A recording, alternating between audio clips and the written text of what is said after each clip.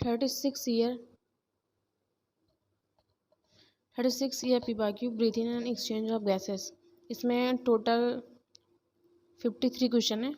इसको one shot में ही कराऊंगी और एनसीईआरटी में पूछा कहाँ से गया है ये भी तुमको दिखाऊंगी कि हाँ ये क्वेश्चन कहाँ से आया है एनसीईआरटी में। चलिए स्टार्ट करते हैं।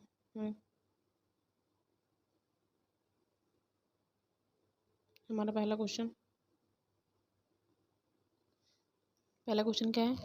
रिस्पायरेटरी ऑर्गन से है। ये the figure shows diagrammatic view of human respiratory system with the level A, B, C and D. Select the option which give correct identification and the main function and or the character. अब इन लोगों की levelling जो दी गई है उसके basis पर हमें बताना है। ये हमारा क्या था? ट्रैकिया था। ये बी क्या है? एल्वुलाई।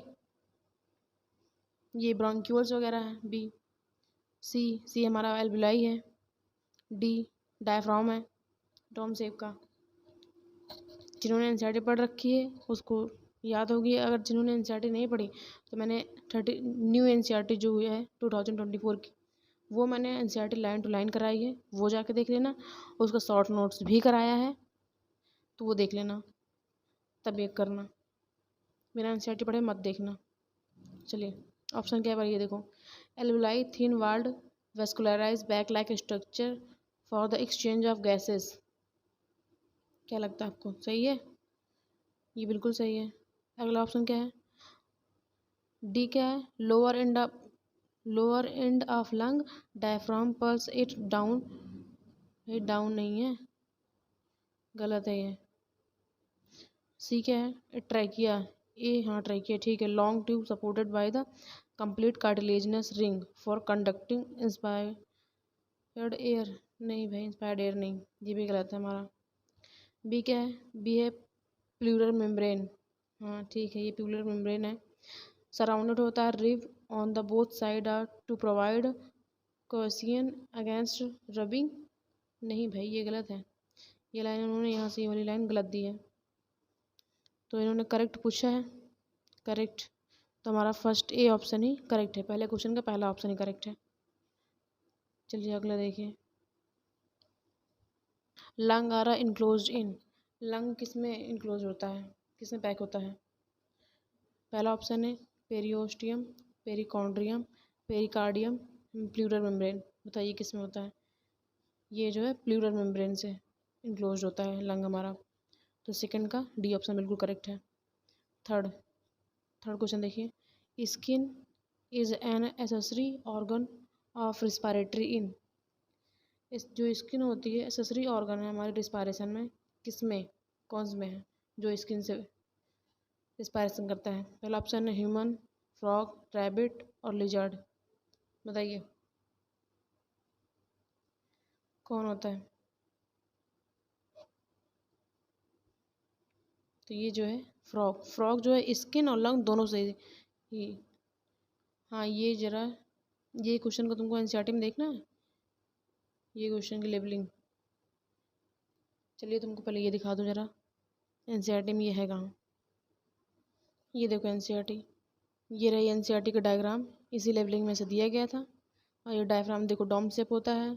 ये देखो एल्वुलाई के बारे में ये दिया गया है ना कि irregular ward and vascular bag like structure. ये एल्वुलाई, ये मैंने एनसीईआरटी करा रखी है, तुम लोग जाके देख लेना। ये देखो मैंने सारा अच्छे से पढ़ाया भी है। ये क्वेश्चन यहाँ से पूछा गया था। और अगला क्वेश्चन क्या था हमारा? चलिए, और हाँ ये था अगला हमारा कि रिस्पायरेशन कहाँ से करता है। ये देखो रिस्पायरेशन, ये देखो ये फ्रॉग जो है ये लाइन यहाँ से आई है। Frog can respire through the moist skin, और लंग से भी करता है। चलिए अगले क्वेश्चन की तरफ बढ़ते हैं। अगला क्वेश्चन है हमारा मैकेनिज्म ऑफ ब्रीथिंग से है। मैकेनिज्म ऑफ ब्रीथिंग, ये क्वेश्चन भाई 2008-2022 में पूछा गया है, देख लीजिए। Select the correct event that occur during inspiration. अब ये बताइए कि इंस्पायरेशन के टाइम पर क्या होता है? कंट्रैक्शन ऑफ डायफ्राम कंट्रैक्ट करता है, या फिर contraction of external intercostal muscle, pulmonary volume decrease होती है, या फिर इंट्रा पल्मोनरी प्रेशर इंक्रीज होता है? क्या होता है बताइए भाई। देखिए, इंस्पायरेशन के टाइम पर जो कंट्रैक्शन होता है डायफ्राम जो है कंट्रैक्ट करता है, और एक्सटर्नल इंटरकॉस्टल मसल जो है वो भी कंट्रैक्ट करती हैं इंस्पायरेशन के टाइम पर। तो हमारा जो है फर्स्ट, और ये दो देखो यहाँ पे, ये जो पल्मोनरी वॉल्यूम इंक्रीज हो रहा है डिक्रीज हो रहा है, तो ये भैया इंस्पायरेशन के केस में वॉल्यूम जो है इंक्रीज होता है और प्रेशर जो है डिक्रीज होता है हमारा, इसलिए ये गलत है। ये दोनों ही सही है हमारे। तो ये ऑप्शन हमारा बिल्कुल करेक्ट ऑप्शन है। एनसीईआरटी में देखना हो, एनसीईआरटी में दिखा दो कहाँ से पूछा गया इन्होंने। ये देखो, एनसीईआरटी में ये क्वेश्चन यहाँ से पूछा गया है, ये लाइन से, pressure with the lung intra pulmonary pressure, और ये जो यहाँ से था ये यहाँ से है, देखो यहाँ से, increase in pulmonary volume, increase in pulmonary volume and decrease in intra pulmonary pressure. देख लो, वॉल्यूम इंक्रीज कर रहा है, प्रेशर डिक्रीज। ये इंस्पायरेशन के इस डायग्राम में भी बताया गया है कि वॉल्यूम जो है थोरेसिक का वो इंक्रीज कर रहा है, प्रेशर जो है डिक्रीज कर रहा है। ठीक है ना, ये इंस्पायरेशन का है और एक्सपायरेशन का है। एक्सपायरेशन में जो है वॉल्यूम डिक्रीज होता है और प्रेशर जो है इंक्रीज होता है। चलिए अगले क्वेश्चन पे आते हैं। अगला क्वेश्चन है हमारा, अगला क्वेश्चन देखो, tidal volume and the expiratory reserve volume and at least is 500 ml and 1000 ml respectively. What will be his expiratory capacity if the residual volume is 1200 ml? और कौन सा करेक्ट होगा? जो टाइडल वॉल्यूम 500 है, expiratory reserve volume ठीक है 1000 दे दिया है, रिस्पेक्टिव दिया है। हिज एक्सपायरेटरी कैपेसिटी, जो उसकी एक्सपायरेटरी कैपेसिटी अगर रेजिडुअल वॉल्यूम 1200 ml है तो इसकी एक्सपायरेटरी रेजिडुअल वॉल्यूम बतानी है। तो एक्सपायरेटरी रेजिडुअल वॉल्यूम में क्या होता है? टाइडल वॉल्यूम पर एक्सपायरेटरी रिजर्व वॉल्यूम होता है 1500। चलिए, ये क्वेश्चन नेट 2019 में पूछा गया है, बताइए कौन सा करेक्ट होगा आंसर। देखो, इन्होंने ये खाली आपको उलझाने के लिए दे रखा है। पूछा है हमारे एक्सपायरेटरी कैपेसिटी, और एक्सपायरेटरी में क्या होता है? टीवी प्लस ईवी ईआरवी, ये होता है हमारा। तो टाइटल हो गया हमारा 500 और ये 1000, ये हमारा हो गया 1500। तो हमारा बी ऑप्शन बिल्कुल करेक्ट होगा। ये एनसीईआरटी में दिखाएं कहाँ पे है? ये भी दिखाना पड़ेगा क्या? ये तो पता ही होगा भाई, चलो देख लो। एक्सपायरेटरी कैपेसिटी यहाँ से पूछा है, तो एक्सपायरी कैपेसिटी क्या होता है? Tidal volume plus expiratory residual. वहाँ पर देखो, यहाँ पे एक्सपायरेटरी रेजिडुअल वैल्यू हमारा 1100 होता है, ये एनसीईआरटी में दिया, लेकिन उन्होंने क्वेश्चन में क्या दिया था कि 1000 है और ये 500 है, तो जोड़ने पर 1500 ही आया था, 1500 ml इसे। चलिए अगला क्वेश्चन देखते हैं। देखिए 6 क्वेश्चन क्या है हमारा, 6 क्वेश्चन देखो, वेट भाई, सिलेक्ट द करेक्ट स्टेटमेंट। अब हमें करेक्ट स्टेटमेंट बतानी है भाई। नीट 2019 का क्वेश्चन है ये। क्वेश्चन क्या है?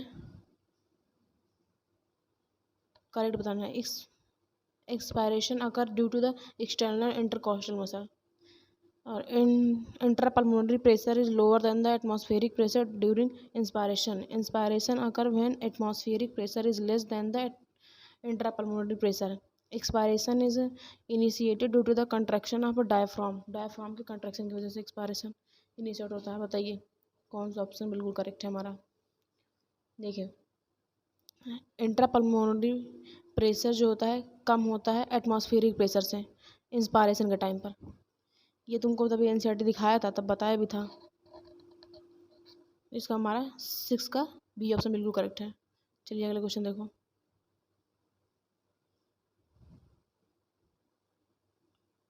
अगला क्वेश्चन, ये क्वेश्चन पूछा गया है नीट 2018 में, करेक्ट मैचिंग बतानी है।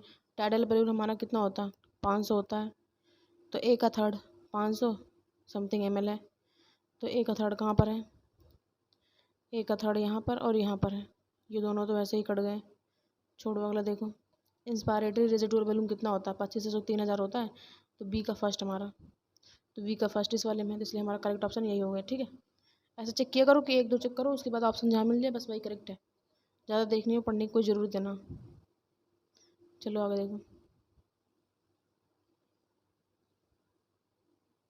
अगला क्वेश्चन ये नीट 2017 पूछा गया है। Lung are the made up of air filled sac and alveoli, they do not collapse even after forceful expiration because of, किसकी वजह से कोलैप्स नहीं करते हैं, इंस्पायरेटरी रिजर्व वॉल्यूम की वजह से, या फिर टाइडल वॉल्यूम की वजह से, या फिर एक्सपायरेटरी रिजर्व वॉल्यूम की वजह से, या फिर रेजिडुअल वॉल्यूम की वजह से, किस वजह से कोलैप्स नहीं करते हैं बताइए।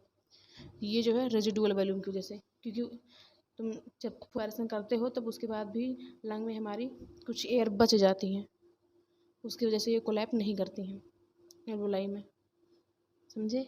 चलिए अगला क्वेश्चन देखो,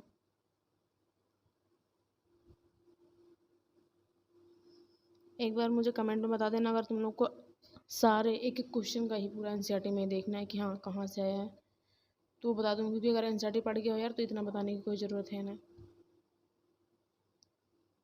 चलिए देखिए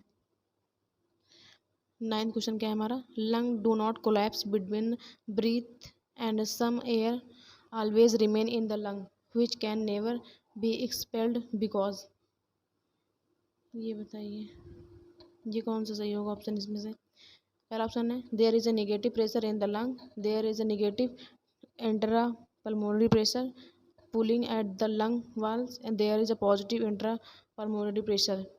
Pressure in the lung is higher than the atmospheric pressure. Lung का प्रेशर ज़्यादा होता है एटमॉस्फेरिक प्रेशर के कंपेयर में, बताइए। पहली बात तो ये गलत है,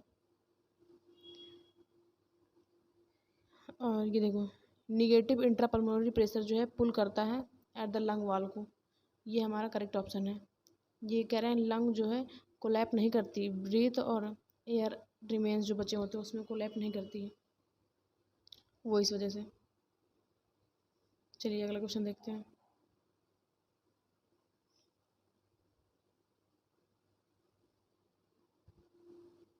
देखो एनसीईआरटी दिखाने में कोई प्रॉब्लम नहीं है, लेकिन अभी अगर हम हर एक क्वेश्चन का दिखा लेंगे तो टाइम बहुत ज़्यादा लग जाएगा, इसलिए हाँ जो रहेगा मेन इंपॉर्टेंट मैं वो दिखा दूँगी तुमको। Which one of the following is a possibility for the most of us is regard to breathing by making conscious effort. पहला ऑप्शन है one can breathe out air totally without oxygen, आपको क्या लगता है बताइएगा। और नहीं भाई ये गलत थोड़ा है, one can breathe out air through the eustachian tube by the closing both nose and mouth, yes ये सही है भाई। अगला क्या है, one can consciously breathe in and breathe out by moving up diaphragm alone without moving the rib, भाई ऐसा कुछ नहीं होता कि बिना रिब के मूव किए ही हमारा लंग मूव करेगा, ऐसा कुछ नहीं है, ये गलत है। अगला क्या है, lung can be made fully empty by the forceful breathing out all air from them, भाई चाहे जितना सांस अंदर बाहर कर लो लेकिन पूरी सांस जो है सॉरी पूरी एयर बाहर नहीं निकलती है, उसमें कुछ बचे होते हैं एयर्स, उसको ही हम रेजिडुअल वॉल्यूम बोलते हैं। तो हमारा 10th का वी ऑप्शन बिल्कुल करेक्ट है। चलो अगला क्वेश्चन देखो, क्या भाई करेक्ट मैचिंग बतानी है क्या। चलिए देखो यहाँ पे क्या पूछ रहे हैं भाई, यहाँ पे पूछा जा रहा है which of the following are the correct matching up to capacity and volume, इसमें से कौन सा करेक्ट है ये बताइए। रेजिडुअल वॉल्यूम 500 होता है, पहले गलत, सॉरी टाइडल वॉल्यूम 500 होता है, रेजिडुअल वॉल्यूम जो होता है वो 1200 होता है। वाइटल कैपेसिटी, ये बताइए भाई वाइटल कैपेसिटी क्या होती है, कौन सा क्वेश्चन है ये वैसे, 11th क्वेश्चन है। चलिए थोड़ी सी स्पीड बढ़ाई जाए वरना टाइम लगेगा। तो ये वाइटल कैपेसिटी जो हमारी होती है ये सही है, ये 35 100 ml होती है। और अगला क्या है हमारा, इंस्पायरेटरी रिजर्व वॉल्यूम।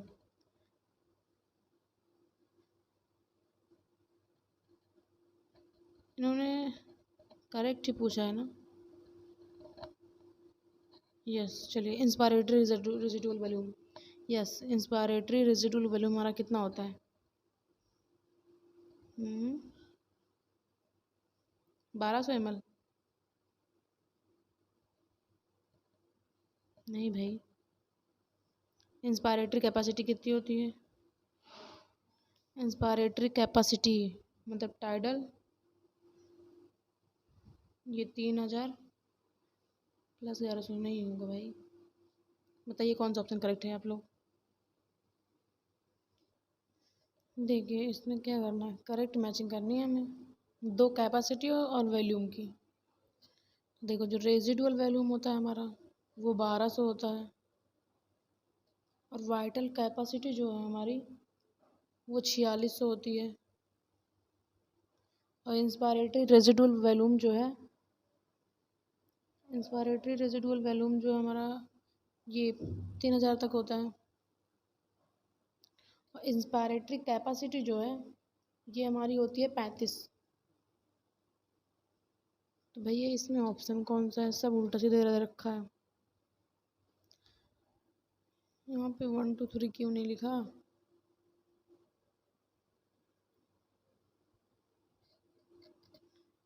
हमें सामने सामने वाला मैचिंग करना है क्या? आप लोग को क्या समझ में आ रहा है क्वेश्चन में? आंसर देखा हमने तो इसमें भाई ये ऑप्शन बता रहे हैं, किसको से में पता ना। इंस्पायरेटरी कैपेसिटी ये बता रहे हैं 3500 ml। ओ सॉरी, हाँ ये 3500 तो था, सॉरी सॉरी सॉरी। और रेजिडुअल वाला वैल्यूम हमारा 1200 होता है। यस, ये करेक्ट होगा। यस यस यस, मुझे भी थोड़ा कन्फ्यूजन हो गया था, सॉरी। तो 11 का हमारा सी ऑप्शन बिल्कुल करेक्ट होगा। चलो आगे देखो। ये देखो कैपेसिटी, लंग में हमारे वाइटल कैपेसिटी क्या होती है? तो देखो जिनको याद है पहले ये देखो, वाइटल कैपेसिटी क्या होती है? TB plus ERB plus IRB, ये होता है वाइटल कैपेसिटी। तो ऑप्शन देख लो क्या है, inspiratory reserve volume plus expiratory, inspire और एक्सपायर, नहीं ये नहीं होगा, गलत।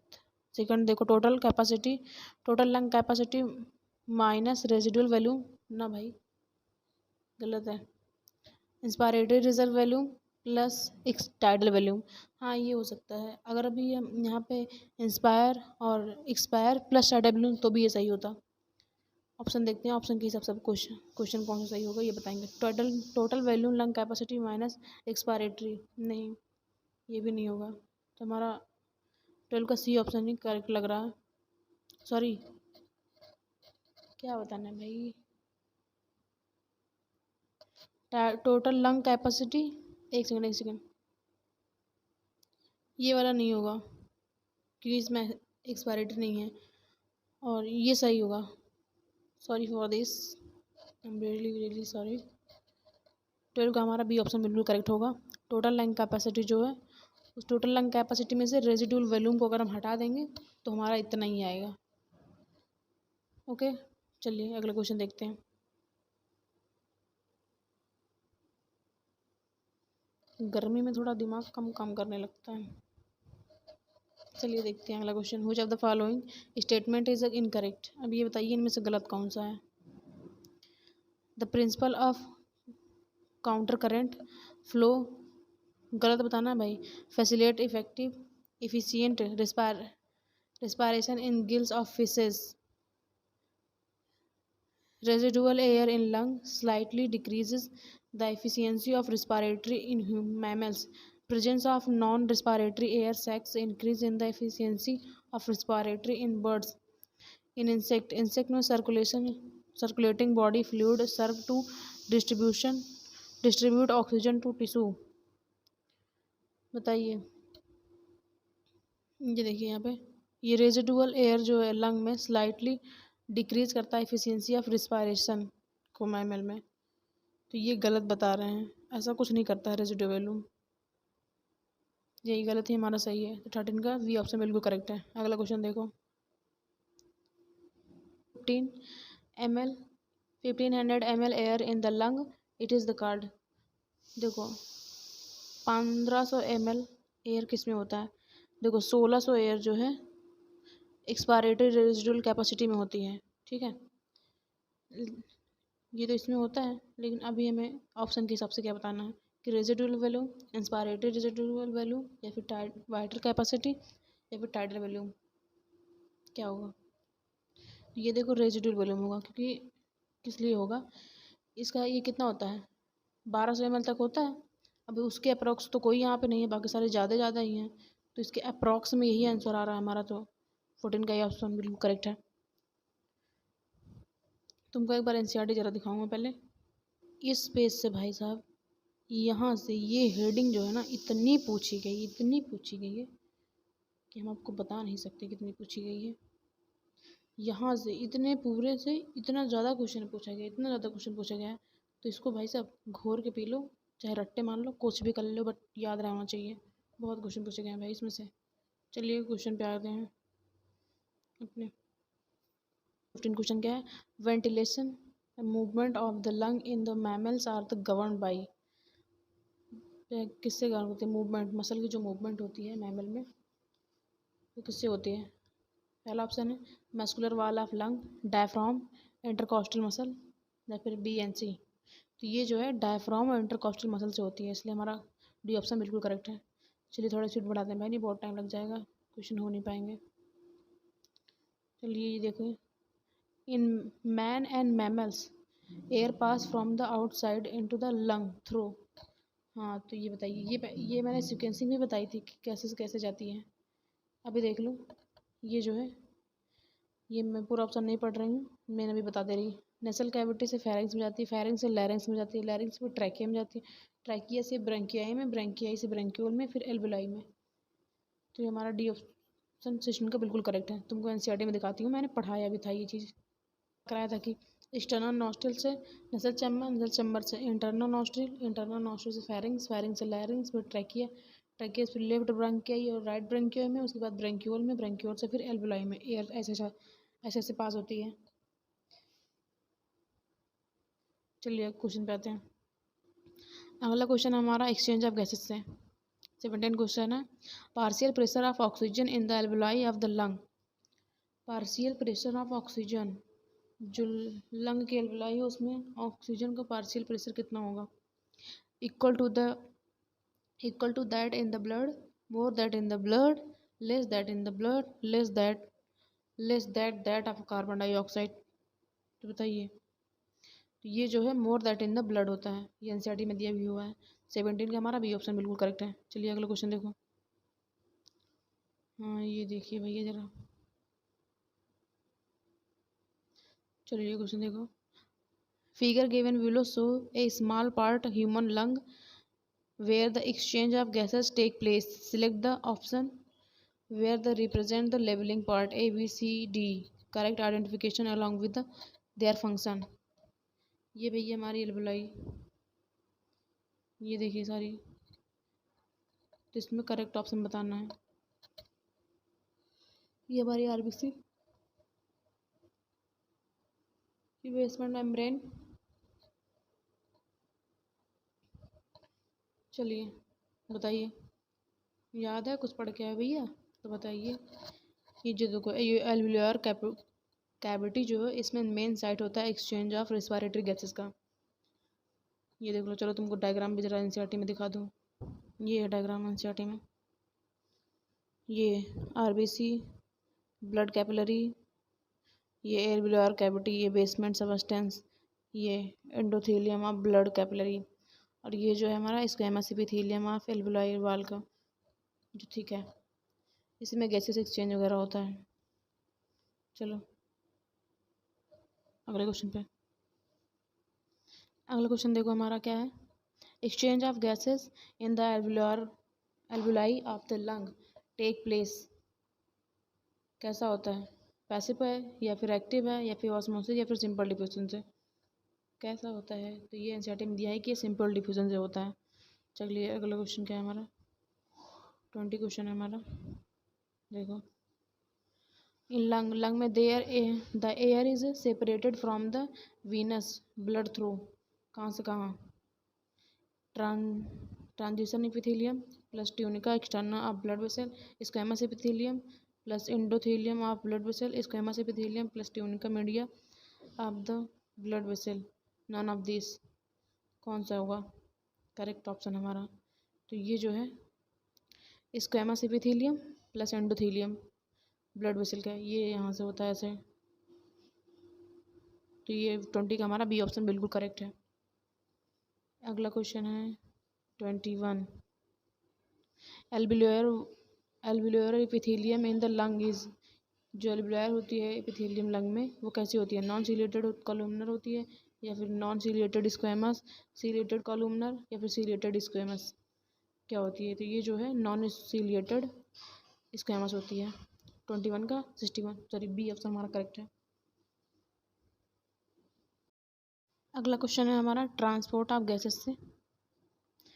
22 क्वेश्चन क्या है, identify the wrong statement with reference to the transport of gas oxygen. Oxygen का ट्रांसपोर्ट में गलत स्टेटमेंट हमें बतानी है। पहला है binding of oxygen with haemoglobin is mainly related to the partial pressure of oxygen, partial pressure of CO2 can interfere with the oxygen bind with hemoglobin. Higher the H plus concentration in alveoli favor the formation of oxyhemoglobin. Low PCO2 in alveoli favor the formation of the oxyhemoglobin. 22 का हमारा जो है कौन सा option correct होगा, ये जो है जो partial H plus concentration high होता है एल्वेलाई में तो फेवर करता है फॉर्मेशन ऑफ ऑक्सीहीमोग्लोबिन। 22 का हमारा जो है सी ऑप्शन बिल्कुल करेक्ट है। तुमको एनसीईआरटी में दिखा दो जरा, तुमको एनसीईआरटी में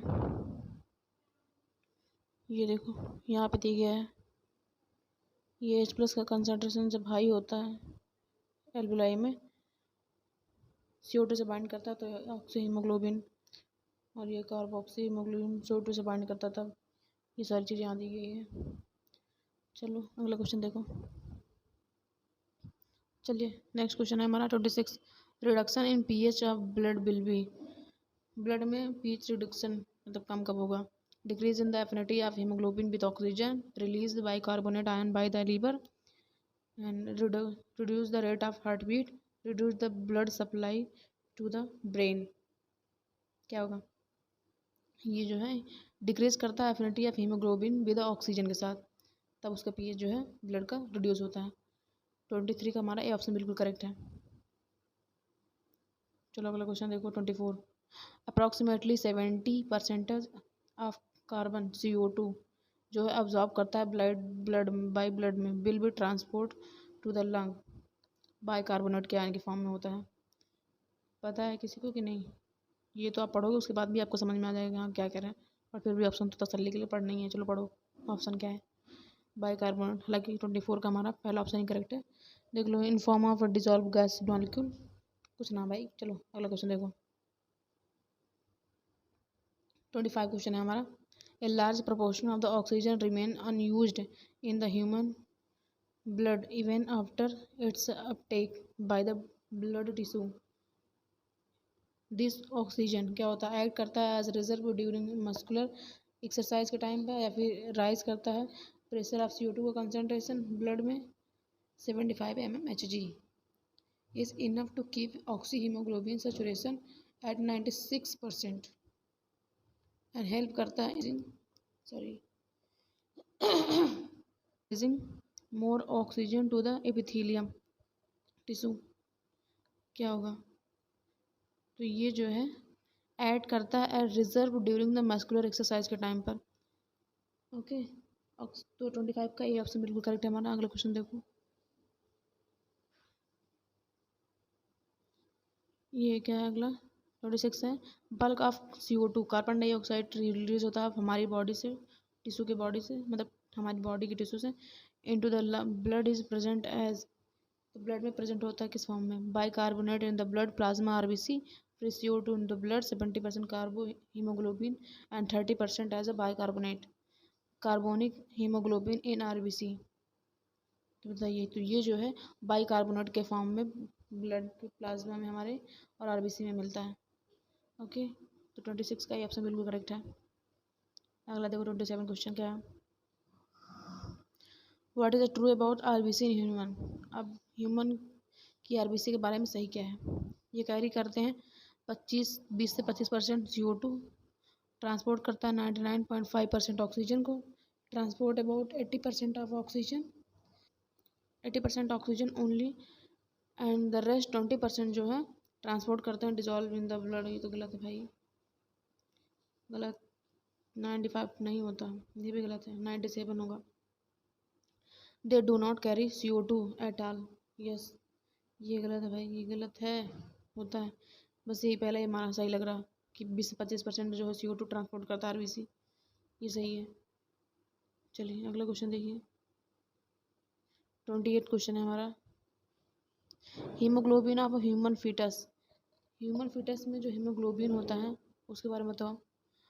has only 2 protein subunit instead of 4। ये कह रहे हैं केवल और केवल 2 सब यूनिट होती है, तो नहीं, ये गलत है। अगला क्या है, has higher affinity for oxygen than that of the adult. अच्छा, ये कह रहे हैं कि जो फीटस होता है उसमें ऑक्सीजन एफिनिटी ज़्यादा होती है एज़ कम्पेयर एडल्ट में। सही है, ये एनसीईआरटी का तो नहीं है, बट फिर भी देखो। Have a lower affinity for oxygen that than adult, नहीं, ये गलत है। It affinity for the oxygen is the same as that of adult. हमारा बी ऑप्शन ही 28 का बिल्कुल करेक्ट है। अगला क्वेश्चन देखो। अगला है 29। Majority of carbon dioxide produce by the our body. CO2 जो है प्रोड्यूस करते हैं मोस्टली हमारी बॉडी सेल से, ट्रांसपोर्ट करता है लंग एज कैसे, अटैच होता है हीमोग्लोबिन से, या फिर डिजॉल्व होता है इनटू ब्लड में, या फिर एज अ बाइकार्बोनेट या फिर कार्बोनेट। तो अभी पढ़ाया था, इससे कितने क्वेश्चन आ चुके हैं। ये जो है बाइकार्बोनेट के फॉर्म में होता है। अगला क्वेश्चन है 30। Haemoglobin type of. हीमोग्लोबिन की टाइप, कार्बोहाइड्रेट, रेस्पिरेटरी पिगमेंट, या फिर विटामिन, या फिर स्किन पिगमेंट के हिसाब से क्या होगा। तो ये जो है vitamin, haemoglobin is a type of vitamin है। 31 क्वेश्चन। 31 क्वेश्चन है, how the transport of oxygen and CO2 bye the blood happen. O2 और CO2 का ट्रांसपोर्ट ब्लड में कैसे होता है, with the help of WBC and blood serum. जी नहीं, ये तो नहीं होता, RBC होती है। With in the help of platelets and corpuscles, नहीं। With in the help of RBC and blood plasma, बिल्कुल सही है भाई। With in the help of RBC and WBC, नहीं, ओनली RBC एंड प्लाज्मा। 31 का सी ऑप्शन करेक्ट है। अगला question देखो। 32।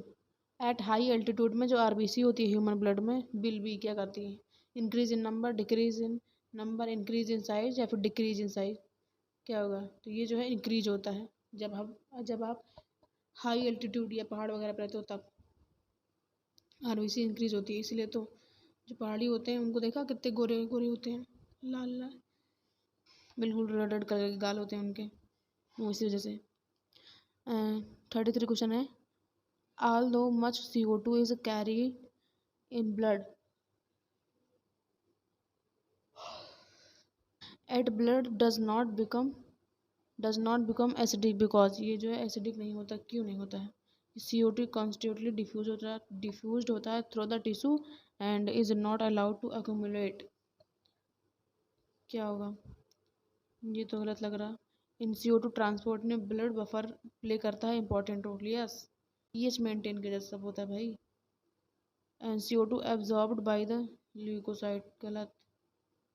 CO2 combine with water to form करता है, नहीं भाई, HCO3 होता है प्लस H प्लस, ये होता है, ये नहीं होता, ये भी गलत है। तो 33 का हमारा बी ऑप्शन बिल्कुल करेक्ट है। अगला क्वेश्चन देखो। कार्बन डाइऑक्साइड ट्रांसपोर्ट होता है via blood to the lung mostly, blood से लंग मोस्टली कहाँ तक ट्रांसपोर्ट होता है? Combination with the haemoglobin only, या फिर dissolve in blood plasma? No no, in form of bicarbonate, yes bicarbonate के फॉर्म में होता है CO2 का ट्रांसपोर्ट वगैरह। तो 34 का हमारा सी ऑप्शन बिल्कुल करेक्ट है। अगला क्वेश्चन देखो 35 पर carbon dioxide transport from the tissue to respiratory surface by only, किसके द्वारा CO2 ट्रांसपोर्ट होता है? पहला है प्लाज्मा एंड इरिथ्रोसाइट, सही है, प्लाज्मा से होता है। Plasma, erythrocyte, erythrocyte and leucocyte, नहीं, ये सब नहीं, हमारा ये ऑप्शन बिल्कुल करेक्ट है 35 का। अगला क्वेश्चन देखो, अगला क्वेश्चन है हमारा रेगुलेशन और रिस्पायरेशन से है, 2015 क्वेश्चन है। When you hold your breath which of the following gas change in blood would first lead to urge to breathe? क्या होगा पहले बताइए। अगर आप अपने ब्रीथ को होल्ड करके रखोगे तब क्या होगा आपके साथ, बताइए। पहला है फॉलिंग CO2 कंसंट्रेशन, नहीं भैया, CO2 तो और ही बनेगा। राइजिंग CO2 एंड फॉलिंग, गलत। फॉलिंग CO और ऑक्सीजन जो है कम होगा, या फिर राइजिंग CO2 कंसंट्रेशन, यस ये सही है। CO2 जो है ज़्यादा होने लगता है जब आप अपने ब्रीथ को होल्ड करके रखते हो। तो 36 का जो है हमारा डी ऑप्शन बिल्कुल करेक्ट है। चलिए अगला क्वेश्चन देखिए, एक सेकंड थोड़ा सा जूम कर लिया जाए। अगला क्वेश्चन देखो, रिस्पायरेटरी सेंटर व्हिच कंट्रोल करता है इंस्पायरेशन और expiration located in diencephalon, medulla oblongata, cerebellum या फिर स्पाइनल कॉर्ड में? तो ये जो है मेडुला ऑब्लोंगाटा में जो कंट्रोल करता है इंस्पायरेशन एक्सपायरेशन को। 37 का बी ऑप्शन बिल्कुल करेक्ट है। अगला क्वेश्चन क्या है हमारा, अगला है respiratory centre which regulate respiration is located in, कहाँ लोकेटेड होता है रिस्पायरेटरी सेंटर जब लोकेटेड होता है तो? पहला है cerebellum, medulla oblongata, cerebellum peduncle and vagus nerve. तो ये जो है ये मेडुला ऑब्लोंगाटा में होता है रिस्पायरेटरी सेंटर जो कि रेगुलेट करता है रिस्पायरेशन लोकेशन में। चलिए अगला क्वेश्चन देखो,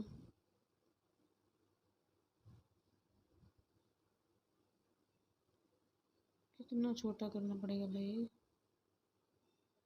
ये क्वेश्चन देखो भैया, ओहो ये क्वेश्चन कहाँ से है? हाँ, डिसऑर्डर और रिस्पायरेटरी सिस्टम से है ये क्वेश्चन, और 2019 का पूछा हुआ क्वेश्चन है।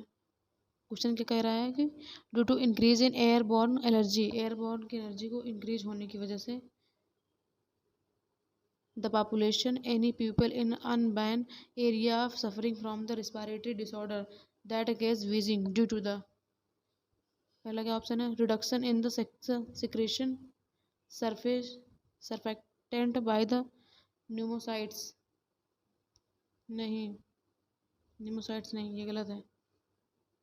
Being growth of mucus lining of nasal cavity, नहीं भाई ये गलत है।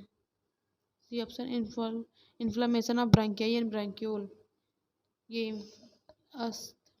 अस्थमा का है ये, ब्रांकियाई और ब्रांक्यूल वीजिंग, सी ऑप्शन हमारा करेक्ट है। अगला क्वेश्चन देखो, ये पूछा गया है नीट 2018 में, which of the following option correctly represent the lung condition in asthma and the emphysema respectively? देखो अस्थमा में ब्रांकियाई वगैरह और एल्वियोल वाल जो डैमेज होती है एम्फासीमा में।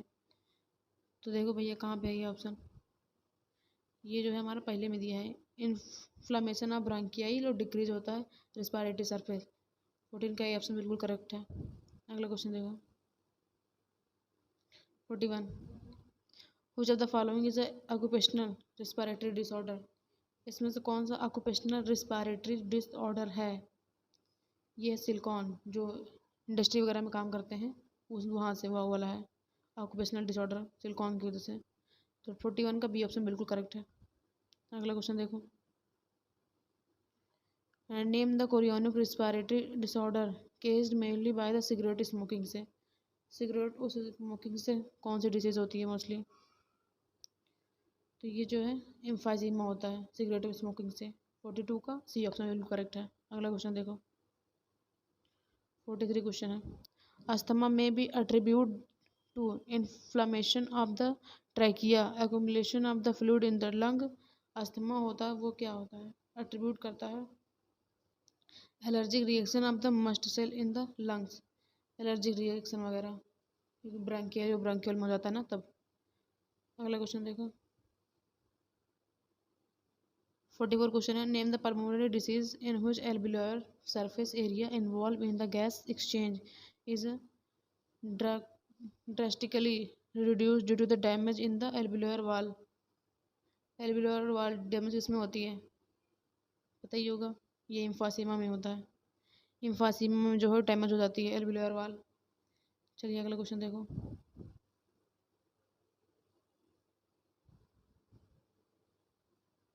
अगला क्वेश्चन है which one of the following is a correct statement for the respiratory in human.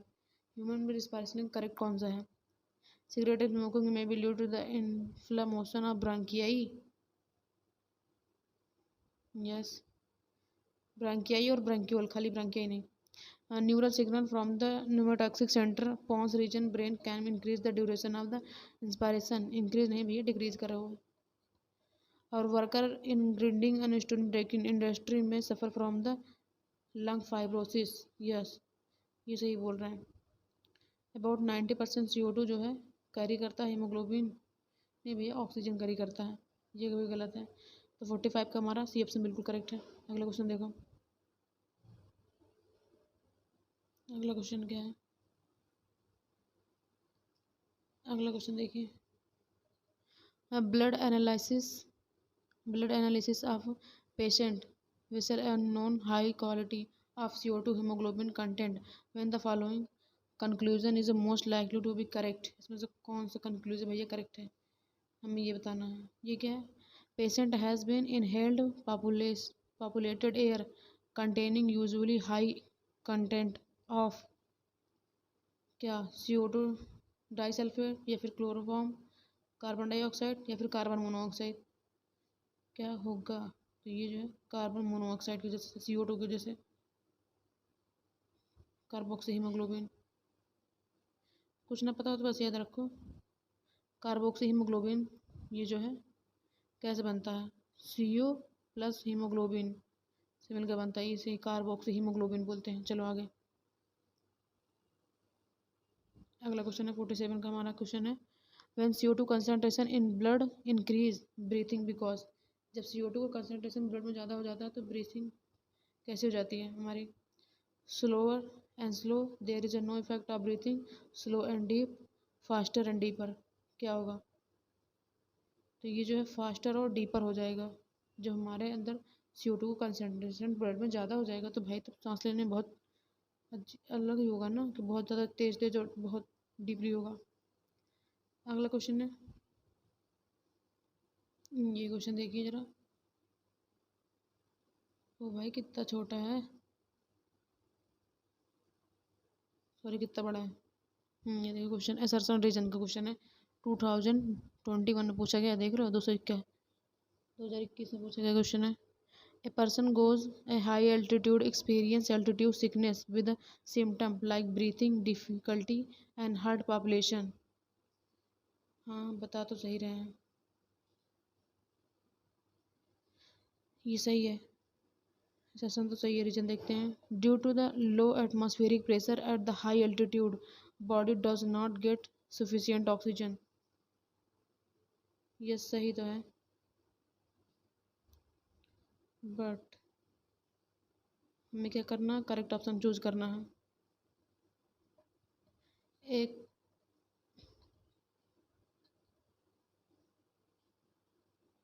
यहाँ पे क्या है, अल्टीट्यूड सिकनेस की बात की जा रही है, यहाँ पे जो है 48 का हमें, ये देखो पहला दोनों दोनों ही करेक्ट है, लेकिन जो बी है वो करेक्ट एक्सप्रेशन नहीं है, तो इसलिए बी हमारा 48 का बी बिल्कुल करेक्ट है। चलिए सॉरी ए करेक्ट है। अगला क्वेश्चन है ये भी, ओहो ये देखिए, select the favourable condition require for the formation of oxyhaemoglobin at the alveoli. ये 2021 का क्वेश्चन है, देख लो भाई। एल्वेलाई में बताया था ना, बस कुछ ना याद रखो, PO2 ज़्यादा रहेगा, बस इतना याद रखो। अब यहाँ पे देख लो कहाँ पे ज़्यादा, ये देखो यहीं पे है, और तो सब जगह लो है। हाई तो है ये, लेकिन यहाँ पे ये एक हाई हो CO2 O2 एल्वेलाई में, बाकी सारे के सारे लो होंगे। ये ऑप्शन ही हमारा बिल्कुल करेक्ट है। इंसेंटिव पढ़ाए थे तो ट्रिक भी बताया था क्या कैसे याद करना है। चलो अगले क्वेश्चन देखो क्या है। 2021 का ये भी क्वेश्चन है। Partial pressure in mmHg of oxygen O2 और CO2 इन एल्वेलाई में, साइट ऑफ डिफ्यूजन। O2 और E2 को एल्वेलाई में, एल्वेलाई में जो है कितना होता है, ऑक्सीजन जो है 104 होता है और CO2 जो है 40 होता है। तो ये हमारा ऑप्शन बिल्कुल करेक्ट है, NCERT में दिया भी गया है। ये देखो जरा क्वेश्चन, व्हिच ऑफ द, ये पहली बात तो ये देखो कि नीट 2022 का क्वेश्चन है ये। Which of the following is not a function of the conducting part of the respiratory system. इसमें से कौन सा कंडक्टिव सिस्टम नहीं है रेस्पिरेटरी सिस्टम का, ये बताना है हमें। क्वेश्चन देखो,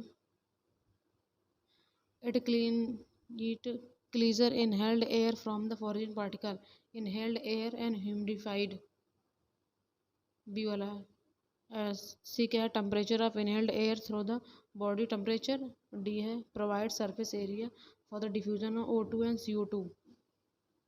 तो ये जो है हमारा डी ऑप्शन करेक्ट होगा, प्रोवाइड करता है surface for the diffusion O2 and CO2 में।